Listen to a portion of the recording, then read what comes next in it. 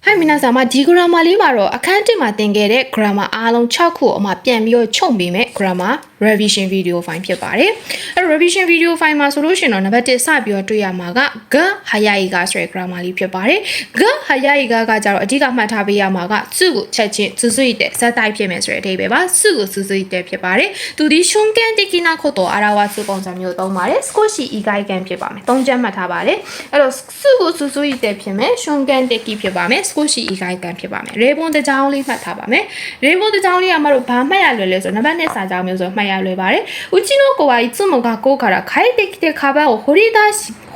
すが早いか遊びに行ってしまった。ချက်ချင်းလွယ်ကိုပြစ်ဘာဖြစ်လဲအပြင်မှာသွားပြီးတော့ကစားပါတယ်ဆိုတဲ့အဓိပ္ပာယ်ဖြစ်ပါတယ်။ဟဲ့နံပါတ်2 grammar ကြည့်ပါမယ်။နံပါတ်2ကကြတော့ရဒါမှမဟုတ်ရင်ရအီနာယသူဒီဒိုးကြီးတစ်ချိန်ထဲမှာသုံးပါမယ်။ရှုံကန်တကီနာကိုတော့ဖော်ပြတဲ့အခါမျိုးမှာသုံးပါတယ်။ဂျီဂျစ်အမှန်တရားတွေကိုဖော်ပြတဲ့စာကြောင်းမျိုးတွေလိုက်ပါမယ်။ကဲဒါဆိုရင်တော့အမတို့ကြည့်ပါမယ်နံပါတ်1私はその人の顔を一目見るやငါအဲ့လိုရဲ့မျက်နှာကိုတစ်ချက်မြင်လိုက်တယ်မြင်ပြီးွားနဲ့ချက်ချင်း30年前に別れた恋人だと気がついたငါနဲ့အနှစ်30ကကွဲကွာသွားရင်ငါဒီ HG ဆိုတာငါသိသွားတယ်ဒိုးကြီးတစ်ချိန်ထဲမှာပဲရှုံကန်တက်ကြီးလျှက်တစ်ပြက်အတွင်းမှာပဲသူနဲ့ကိုနဲ့ဒီအရင်တော့ချစ်ခဲ့ကြတယ်ကြိုက်ခဲ့ကြတယ်ဆိုတာဒီကြီးကြီးစုဖြစ်ပါတယ်ဟိုက်နံပါတ်3နာရီဒီမှာတော့ကြီးလျှော့ကဲသုံးနေပေါ့နော်အဲ့တော့နာရီမှာအဓိကမှတ်ထားပေးရမှာကရန်ဇိုကုစုဖြစ်ပါတယ်ရန်ဇိုကုစုဆိုတဲ့အဓိပ္ပာယ်ကဇက်တိုက်လုတ်တယ်ဆိုတဲ့အဓိပ္ပာယ်ဖြစ်ပါတယ်ဤခိုင်းကံဖြစ်ပါမယ်မင်းသားဆက်ပြီးသူဒီလုတ်တဲ့သူကဘယ်သူလုတ်တာလဲဆန်းရင်းရှိုးလို့ခေါ်တဲ့1% လုတ်တာဖြစ်ပါတယ်ကိုလုတ်တာမဟုတ်ပါဘူး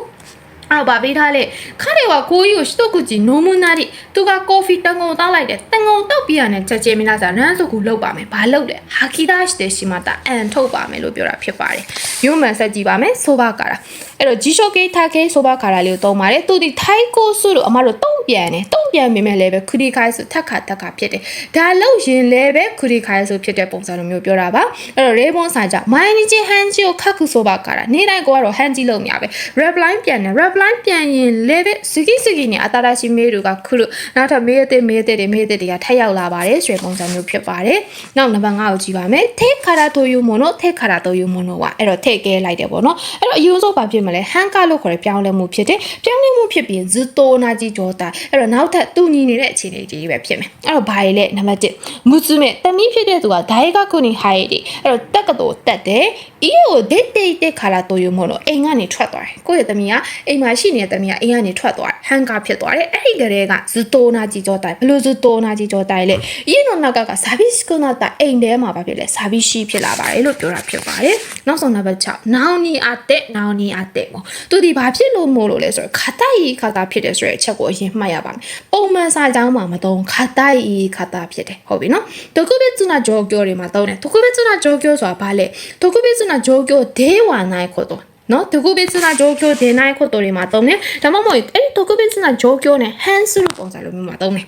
ပြီးဂျောကျော်မဟုတ်ပဲနဲ့နောက်ထပ်ဘလိုတွေသုံးတယ်လဲဆိုရင်ဂျီကီအချိန်ကာလတွေဘာရှော့လို့ခေါ်တဲ့နေရာတွေကိုပေါ်ပြတဲ့နေရာမျိုးမှာသုံးတယ်အဲ့တော့ရေဘွန်စာကြောင်းအနေနဲ့ရာကူဒါလို့ခေါ်တဲ့ကလာအုပ်တွေကခန်းဆိုးချင်ရတဲ့ခန်းဆိုးခီအောင်ဖြစ်တယ်ခန်းဆိုးချီလို့ခေါ်တဲ့တဲကန်သာရဖြစ်တာကြောင့်ဖြစ်သောကြောင့်ဒါခိုးဖို့လို့ခေါ်တဲ့ဘူးတွေမှာအေးရောအာဟာရတွေကိုタクワエルことによってတိုးလောင်လာတာနဲ့ပတ်သက်ပြီးတော့အဲ့တိုးလောင်ထားတဲ့အတွက်ကြောင့်မလို့အီကီနိုဗီတေရီတို့နော်တဲ့အားတို့ဘာလုပ်နိုင်တာလဲဆိုသူတို့အသက်ရှင်နိုင်တာအဲ့တော့ခန်းဆိုးချီဖြစ်တာကြောင့်မို့လို့ဒါသူတို့ဒီလိုလုပ်ပြီးတော့ဒီလိုဖြစ်နိုင်တာပါဆိုတဲ့ပုံစံမျိုးကိုတော့ပြီးနီအတဲ့နောင်နီအတဲ့ဆိုတဲ့ပုံစံမျိုးသုံးတာဖြစ်ပါတယ်ရမယ်လို့ထင်ပါတယ်မလားဆိုအိုစကာဒေဆာမာဒေရှတာ